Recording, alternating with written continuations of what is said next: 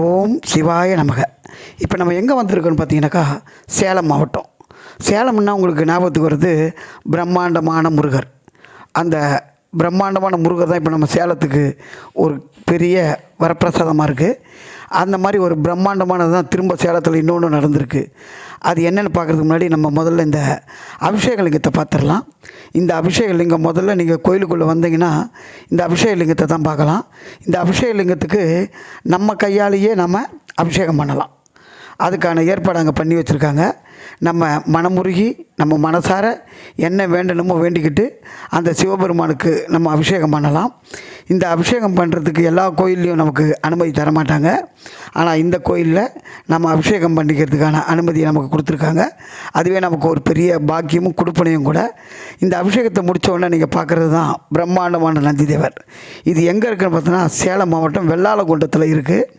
இது 45 அடி உயர பிரம்மாண்டமான நந்தி தேவர். உலகிலேயே இதுதான் பெரிய நந்தின்னு சொல்கிறாங்க. அந்த நந்திக்குள்ளே ஒரு சிவபெருமானையும் வச்சுருக்காங்க. அது என்னன்னு நம்ம பார்க்குறதுக்கு முன்னாடி இப்போ நம்ம அஷ்டலிங்க தரிசனம் பார்ப்போம். இந்த அஷ்டலிங்க தரிசனம் அந்த இடத்துல ஒரு ஷெட்டு போட்டு வச்சுருக்காங்க. அனைத்து லிங்கமும் அங்கே இருக்குது. இது இன்னமும் கட்டி முடிக்கப்படாத ஒரு கோயில். விரைவில் கும்பாபிஷேகம் நடக்கும்னு சொல்லியிருக்காங்க. அது நம்ம போகும்போது சும்மா நம்ம தரிசனம் பண்ணுறதுக்காக நமக்கு கொடுத்துருக்காங்க. அந்த தரிசனத்தை நீங்கள் பண்ணி முடிங்க.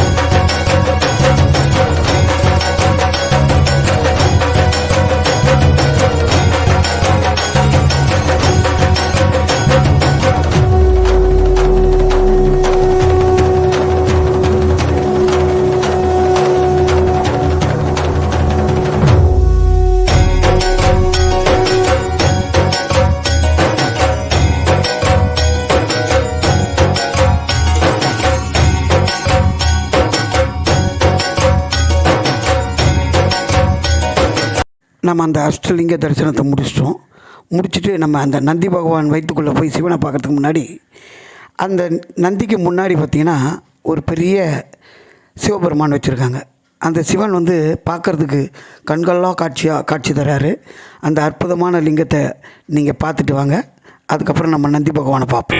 குழல் பனை மூளை மடந்தை பாதியே பரணி பால் கொள்வன் நீட்டாய் பங்கையத்தயனும் மாலரியா நீதியே செல்வ திருப்பெரும் துறையில் நிறைமலர் குறுங்கம் மேவிய சீர் ஆதியே அடியேன் ஆதரித்து அழைத்தால் அதந்துவே என்று அருளாயே. இப்போ வாங்க நம்ம அந்த பிரம்மாண்ட நந்தி தேவரை பார்க்க போகலாம். இது உலகிலேயே மிக உயரமான 45 அடி உயர பிரம்மாண்டமான நந்தி பெருமான். இது நீங்கள் சேலம்னா முருகர்ன்றது இனிமேல் போய் சேலம்னா இனிமேல் பிரம்மாண்டமான 45 அடி உயர நந்தி தேவர்னு சொல்கிற அளவுக்கு இது அமைஞ்சிருக்கு.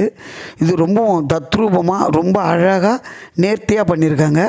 நம்ம வாழ்க்கையில் கண்டிப்பாக ஒரு முறையாவது இந்த நந்தி பகவானை நம்ம சந்திக்கணும். நீங்கள் இந்த கோவிலுக்கு வரணும்னு நினச்சிங்கன்னா கூகுள் மேப்பில் ராஜலிங்கேஸ்வரர் டெம்பிள்னு போட்டிங்கன்னா அது கூகுள் மேப் காமிச்சிடும்.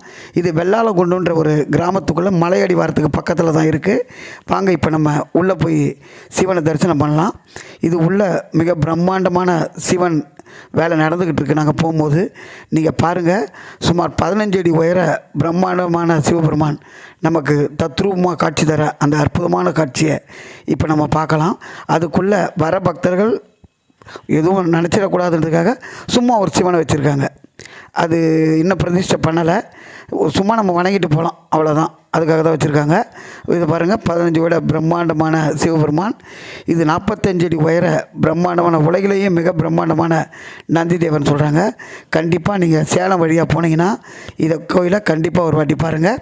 இதை போல் வீடியோக்கள் நீங்கள் தொடர்ந்து பார்க்கணுன்னா ஸ்ரீ எங்களம்மன் சேனலை சப்ஸ்கிரைப் பண்ணிங்க, பக்கத்தில் இருக்கிற பெல் ஐக்கானை டக் பண்ணிங்க.